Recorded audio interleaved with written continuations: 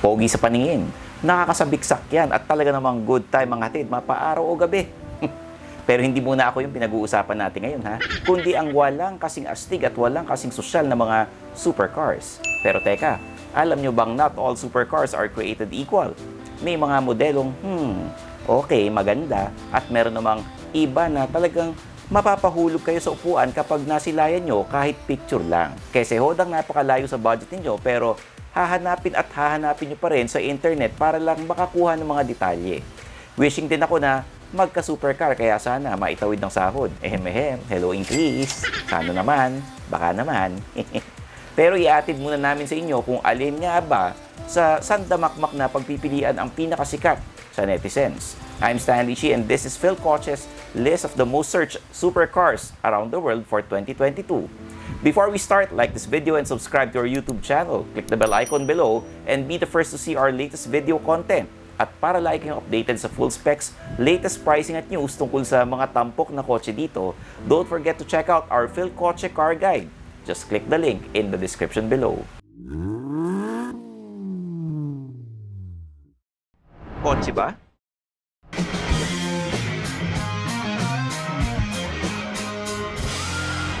Philkotse na! Ang first 6 entries sa listahan natin, tig 12 million searches online in a year. Hindi ko alam kung nag-uusap-usap ba itong mga to o ano. Ang linis ng numero walang butal. Anyway, umpisa natin sa Porsche Taycan, ang unang mass-produced electric vehicle ng Porsche. This model is available in two body styles, as a 4-door saloon or sedan and a 4-door estate or station wagon. Tatlo naman ang configurations ng Taycan, from the standard version, Sport Turismo, and Cross Turismo. Between them, there are at least 14 different variants divided into rear-wheel and all-wheel drive. Mahigit 20,000 Taycan units ang na-deliver nung nag-premiere ito in 2020. Bukod sa lakas ng powertrain nito na aabot ng 751 horsepower, magaan din ang Taycan dahil 37% ng sasakyan ay gawa sa aluminum. Siguradong lilipad kayo. Pero hindi literal. Pero alam nyo kung anong weird? May variant siyang Turbo at Turbo S. Wala namang combustion engine na ginagamit yan. Nakasanayan na kasi ng Porsche ang designation na yan pagdating sa high-performance versions. Next, the Lamborghini Aventador mid-engine sports car. Alam nyo naman siguro na perfect sa turuhan ang Lamborghini kasi halos lahat ng mga modelo nila pinangalan sa fighting bulls. Kahit 2011 pa nilabas ang Aventador, going strong pa rin at pansinin, may asim pa kumbaga. Bukod naman kasi sa timeless low-slung design nito, andyan din ang 6.5-liter V12 engine na kayang humataw ng 690 horsepower. Standard version pa lang yan dahil aabot sa 770 horsepower yan sa Aventador Ultimate. 9 Aventador versions all in all have been produced plus 9 special edition models. The current version sold is the Ultimate, Lamborghini's last pure gas-powered V12 limited to 600 units. Discontinued na dapat ang Aventador line noong 2021. Ang kaso, lumubog ang Felicity Ace cargo ship noong March 2022 na may sakay na 4,000 cars from the Volkswagen Group, kasama na ang 15 Aventadors. Kaya i-restart ng Lamborghini ang production nito pero para lang palitan yung 15 na napunta sa ilalim ng dagat. Susunod naman ang Kia Stinger, the only Korean model on this list. This is a mid-size executive liftback launched by the automaker in 2017. Kung pansin nyo may pagka-BMW ang dating nito, engineered kasi ito ni Albert Biermann, ang dating Vice President of Engineering ng BMW M Division. Kasama sa testing ito ang 10,000 km runs sa Nürburgring, ang tanyag na motorsports complex sa Germany. The Stinger is sold either as a 2-liter turbo that makes 252 horsepower and a 2.5-liter turbo with 300 horsepower or a 3.3-liter twin-turbo V6 rated at 368 horsepower. Sa South Korea at Europe, offered din ito with a 2.2-liter common rail diesel power unit. In its most powerful version, the Stinger has a top speed of 270 km per hour. Mukhang 2022 na ang huling taon ng Kia Stinger dahil balitang tatapusin na raw ang production nito by December 2022. Next is the Bugatti Chiron, a mid-engine sports car. Ang laki tingnan pero 2-seater lang yan. Karaniwan na sa mga sasakyan sa level na ito ang magkaroon ng carbon fiber body para magaan at matibay at the same time. Samahan nyo pa ng 8-liter W16 engine na 4 ang turbocharger, sumisipa ng 1,500 horsepower. That's good for a 0 to 100 km/h acceleration time of 2.4 seconds. Take note, electronically limited ang Chiron to 420 km/h kasi baka raw hindi kayanin ng gulong yung totoong top speed nito na so far ay umabot sa 490 km/h. In case you didn't know, every unit of the Bugatti Chiron has been sold as of January 2022. Kasama na dyan yung mga hindi pa nabubuo sa planta. Ang tindi, no? Lipat naman tayo sa BMW, specifically the M4. Ito ang high-performance version ng BMW 4 Series Coupe and convertible line developed by BMW's M Motorsports division. Nakakadalawang generations sa ito from its introduction way back in 2013. Currently, the BMW M4 runs on a 3-liter twin-turbo inline-6 gasoline engine rated at 473 horsepower, but there's also a more powerful version at 503 horsepower.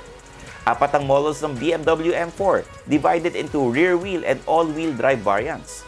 Ginamit din ito bilang base para sa motorsport version na ginamit sa competition tulad ng FIA, GT3, GT4 European Series at German Touring Car Masters.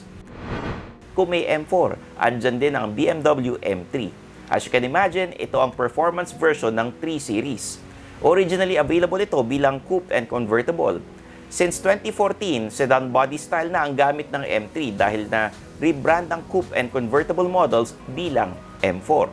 Executive car ang itsura pero halimaw ang nasa ilalim ng hood dahil same engine din ang gamit ng M4 series. Pareho din ng drivetrain options with rear wheel and all-wheel drive available for customers. Alam nyo bang 2 beses nagkaroon ng pickup versions ang M3? First was the E30 M3 pickup prototype in 1986, followed by another version 25 years later in 2011. Munting patalastas lang. If you want the hottest promos and deals for brand new cars in the Philippines, punta na sa Philkotse.com. Sing-init ko mga offers doon at garantisadong makikita mo ang affordable dream car mo. Sasakyang medyo mataas-taas na searches naman ang focus natin, the Dodge Charger. Naka 14,640,000 searches ito sa isang taon at ito lang naman ang nag-iisang muscle car sa Amerika na may 4 doors at present. 7 generations na ang tinakbo ng Charger from the first release way back in 1966. Yung current version niya goes back to the 2011 model year, binigyan ng facelift noong 2015. Standard ang 3.6-liter V6 engine good for 282 horsepower pero isa lang yan sa 4 na engine choices available. Ang pinakamalupit ay yung 6.2-liter HEMI supercharged V8, sumisipa ng 797 horsepower. Sa sobrang lakas ng Dodge Charger, may police version yan na ginagamit sa law enforcement. Siyempre, mas malakas kaysa civilian version. Sa next 6 cars na babanggitin ko, lahat sila may tig 18 million searches online. Let's start with the Toyota Supra, and this is likely the 5th generation model that shares its platform with the BMW G29 Z4 2-door roadster. Parehong gawa sa planta ng Magna Steyr ang dalawang yan sa Austria. Nag-start ang sales ng 5th Gen Supra sa Japan noong 2019 at 2 BMW-sourced turbo engines ang gamit. The first is a 2-liter power unit good for 255 horsepower, while the second is a 3-liter engine rated at 382 horsepower. 8-speed automatic transmission ang gamit, pero para sa mga purists dyan, maglalabas ng 6-speed manual variant ang Toyota this year. Yung pinakaunang production model ng current Supra na benta at an auction for $2.1 million or 109.9 million pesos. With autograph pa yan ni Toyota CEO, Aikyo Toyoda. Ang proceeds ng benta napunta sa American Heart Association at Bob Woodruff Foundation. Andyan naman ang Model S, positioned as the flagship model of the American electric car maker, Tesla. Nung debut nito in 2013, ang Model S ang unang electric car na nag-top sa monthly new car sales in any country until December that year. Naging top-selling plug-in electric car worldwide in 2015 and 2016 hanggang sa agawan ng Model 3 yung Corona.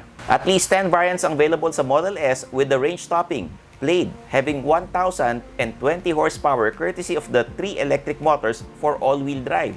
Mga 2 segundo lang ang aabutin para mag-accelerate ito from 0 to 100 km/h at 320 km/h ang top speed. Pangalawa ito sa best-selling EV model sa US noong 2021 with 128,600 units sold.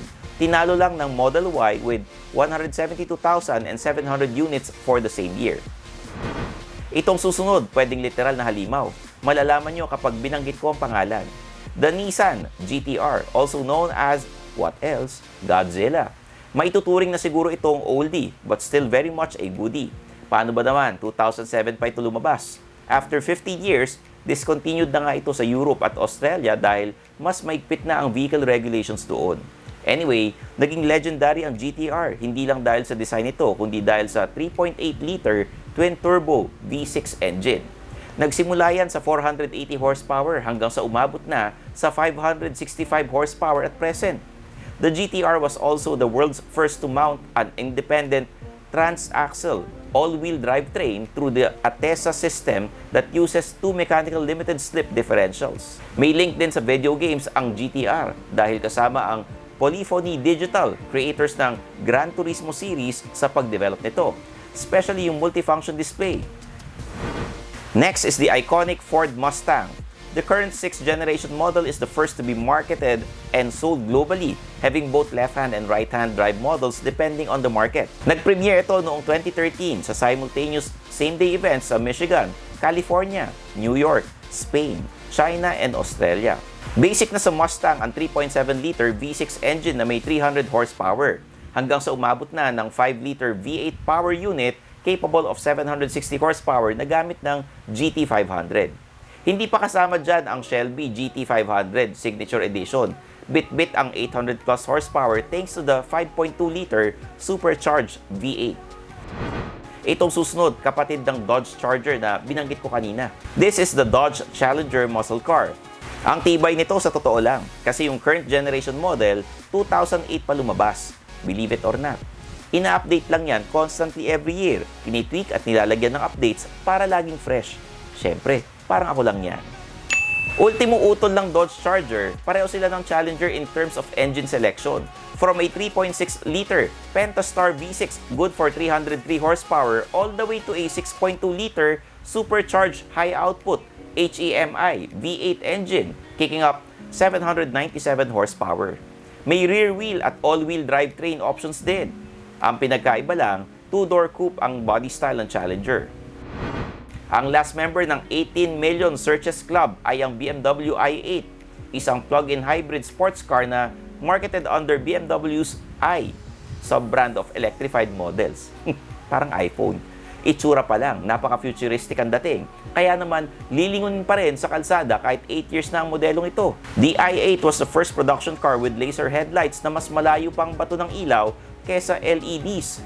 Pero hindi pa yan ang nakakabilig. Not even the butterfly doors, heads-up display, and 1.5-liter turbocharged 3-cylinder gasoline engine with electric motor. What's truly impressive about this car is the fuel efficiency. Almost 48 kilometers per liter of gas. What? Talaga? Abay, mas kuripot pa sa Ilocano pagdating sa konsumo. Noong March 2020, umabot sa 20,000 i8 units ang nabenta worldwide, making it the world's top-selling plug-in electric sports car. Malapit na tayo sa dulo ng listahan. Salamat naman. With the last two supercars each having 21,960,000 searches online. One of them is the Lamborghini Urus luxury SUV. At hindi naman mahirap makita kung bakit. For starters, this is the first ever super sport utility vehicle from Lamborghini, a brand known for sports cars. Hindi tulad ng mga kasabayan niya sa Lamborghini stable na mga naka V10 or V12 engines. Isang 4-liter twin-turbo V8 ang gamit ng Urus, good for 641 horsepower. Mas pinadali pa ang trabaho ng makina dahil magaan ang kaha ng Urus at sa top speed na 305 km/h, isa ito sa pinakamabilis na production SUVs sa buong mundo. That's why the Urus is the best-selling model in the Lamborghini lineup, and there are hints that an all-electric version is in the works. The other most searched for supercar according to the internet is the Audi R8 mid-engine 2-seater sports car. Nag-debut ito noong 2006, fully developed and manufactured by Audi Sport GmbH. Dalawang Lamborghini models ang pinagbasehan nito, ang Gallardo at Huracan, which isn't surprising since pareho namang under ng Volkswagen Group ang Audi at Lamborghini. First production car ang R8 to feature full LED headlamps. Second generation model na ito, available in both coupe and convertible body styles. It comes with a 5.2-liter V10 engine rated between 562 and 612 horsepower, divided between rear-wheel and all-wheel drive trains. For zero emissions, meron ding R8 e-tron using two electric motors to produce 456 horsepower and 919 Nm of torque. Sa mga movie fans dyan, makikita ninyong 3 beses lumabas ang Audi R8 sa Iron Man Trilogy, iba't ibang versions na dinadrive ni Robert Downey Jr. And that wraps up Philkotse's list of the most searched sports cars around the world. I'm your host, Stanley Chi, ang inyong senpai ng turbuhan na nagpapaalala sa inyong lahat na i-follow ako sa aking social media accounts. Meron akong Facebook, Twitter, Instagram, TikTok at Kumu. Mag-subscribe kayo sa aking YouTube channel, youtube.com/StanleyChi, para ako naman ang magkaroon ng 100,000 subscribers before the end of the year. Meron din akong podcast, Underpaid with Stanley Chi, sa Apple Podcasts and Spotify. Kinig na't mag-subscribe. So paano ba yan? Kita-kits tayo sa next video, dito lang sa Philkotse. Bye-bye! Thanks for watching! For the latest news, reviews, and anything you want to know about cars and car ownership, visit philkotse.com. Follow us on YouTube, Facebook, Instagram, and Spotify para hindi ka huli sa usapan. Tandaan, kotse ba? Philkotse na!